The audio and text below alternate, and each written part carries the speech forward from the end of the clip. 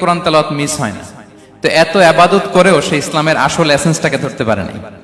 বিষ্ণু বললেন সবচেয়ে বেশি জান্নাতে প্রবেশ করাবে যে দুটি আমল, একটি হচ্ছে তাকওয়াল্লাহ, আল্লাহর ভয়, আরেকটি হচ্ছে উত্তম আচরণ, সর্বোত্তম আচরণ। তো আমরা যেন উত্তম আচরণের অধিকারী হই। আমার স্ত্রীর সাথে যেন ভালো আচরণ করি, প্রতিবেশীর সাথে যেন ভালো আচরণ করি, ছেলে মেয়েদের সাথে যেন আমাদের অ্যাটিটিউডটা ভালো থাকে, আচরণটা ভালো থাকে, কলিগের সাথে যেন ভালো থাকে। বিশ্বনবীর আচরণ যেমন ছিল তেমন আচরণ যেন আমরা গড়ে তুলতে পারি। আওয়াজ করে পড়ুন আমিন।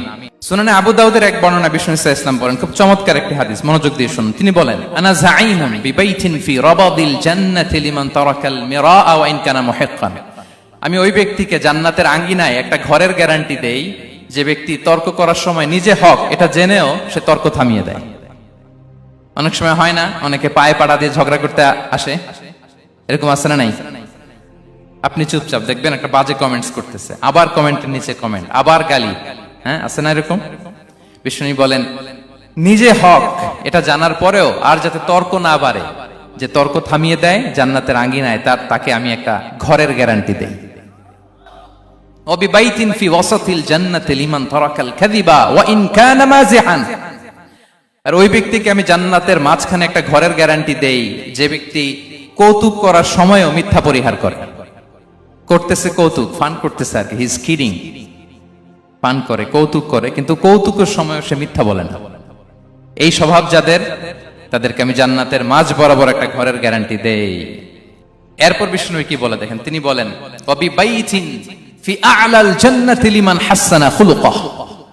আর জান্নাতের একেবারে হাইস্ট পিক অফ প্যারাডাইস, জান্নাতের সর্বোচ্চ স্তরে আমি একটা ঘর বা একটা বাসভবনের গ্যারান্টি ওই ব্যক্তিকে দেই যে তার আচরণটা সুন্দর করেছে, যে সুন্দর আচরণের অধিকারী হয়েছে, তাকে জান্নাতের হাইস্ট পিকে আমি একটা বাসভবনের গ্যারান্টি দেই। তাহলে বলেন তো আমাদের আচরণটা সুন্দর করার দরকার আছে না নাই? এটা খুব ছোটখাটো একটা আমল, তাই না?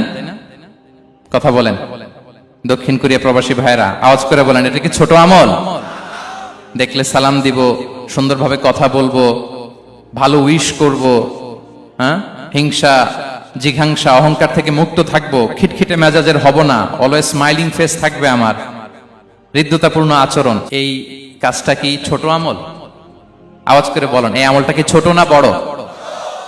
প্রিয় ভাইরা, বিষ্ণু ইসলাম সবার সাথে এরকম মাধুর্যতাপূর্ণ আচরণ করতেন, ছোট থেকে বড়, নারী থেকে পুরুষ, বন্ধু থেকে শত্রু, সবার সাথে সুন্দর আচরণ করতেন।